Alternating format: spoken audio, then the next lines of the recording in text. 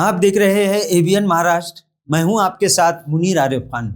नाज़रीन, महाराष्ट्र सरकार और महाराष्ट्र इलेक्शन कमीशन की जानिब से अब इलेक्शन की तैयारियां जोरों शोर से शुरू हो चुकी है।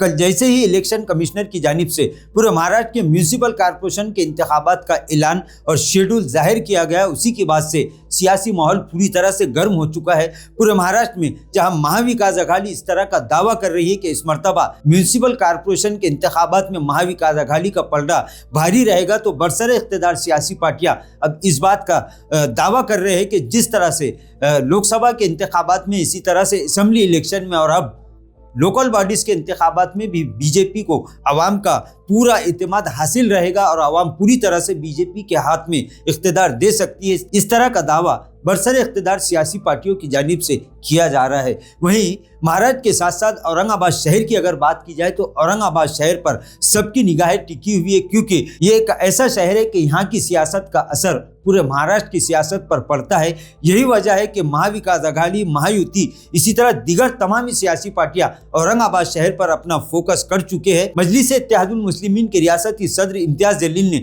इस इंतखाबात को लेकर एक बड़ा बयान दिया है। उन्होंने कहा है कि महाराष्ट्र के तमामी कॉरपोरेशन इंतखाबात को लेकर महाविकास अघाड़ी की जानिब से इन्हें युति का, महागठबंधन का प्रस्ताव आया था, लेकिन उसे उन्होंने मुस्तरद कर दिया है, नकार दिया है। जब यह बात सोशल मीडिया पर वायरल हुई तो इस बात के जवाब में उद्धव सेना के एक बड़े नेता एमएलए अंबादास दानवे ने इम्तियाज जलील के इस बयान को पूरी तरह से मुस्तरद करते हुए एक बयान दिया है। उन्होंने कहा है कि महाराष्ट्र के लोकल बॉडीज इंतखाबात में और खासकर म्यूनिसिपल कॉरपोरेशन इलेक्शन को लेकर महाविकास अघाड़ी और एमआईएम का गठबंधन किसी भी हाल में हो नहीं सकता। उन्होंने कहा कि इस इत्तेहाद का सवाल ही पैदा नहीं होता।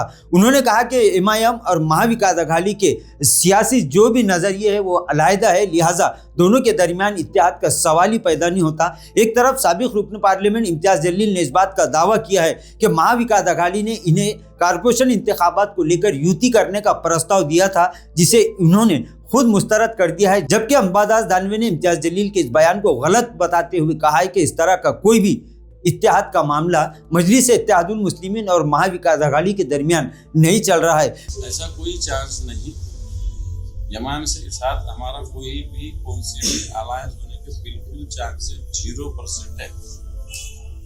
वहीं दीगर सियासी पार्टियां भी औरंगाबाद शहर के इस सियासी माहौल को पूरी तरह से गर्म कर चुकी है। वहीं तमामी सियासी पार्टियों के लिए इस वक्त एक दर्द सर जो मामला बना हुआ है वो ख्वाहिशमंद उम्मीदवारों का है। तमामी सियासी पार्टियां, चाहे वो कांग्रेस हो, राष्ट्रवादी कांग्रेस हो, बीजेपी हो, शिवसेना के दोनों गुट हो या फिर मजलिस-ए-इत्तेहादुल मुस्लिमीन, इसी तरह दीगर छोटी बड़ी तमामी सियासी पार्टियों में ख्वाहिशमंद उम्मीदवारों की एक भीड़ लगी हुई है। इस वक्त जिस तरह से शहर का माहौल बन चुका है, हर कोई अपने आप को भावी नगर सेवक साबित करने में मसरूफ है और इसके लिए सोशल मीडिया का इस्तेमाल हो रहा है। आवाम का ये कहना है कि जो आवाम के और जनता के बुनियादी मसाइल को हल करने की अपने अंदर काबिलियत रखेगा, जो तालीम याफ्ता होगा, जिसका सियासी बैकग्राउंड, उसका खानदानी बैकग्राउंड भी देखा जाएगा, उसी के बाद ये तय किया जाएगा कि हमारे शहर का, हमारे वार्ड का नुमाइंदा किस तरह और कैसा होना चाहिए। वहीं इस बात को लेकर तमामी सियासी पार्टियां भी अब पूरी तरह से फिक्रमंद हो चुकी है। उनका ये कहना है कि जिस तरह से ख्वाहिशमंद उम्मीदवारों की तादाद में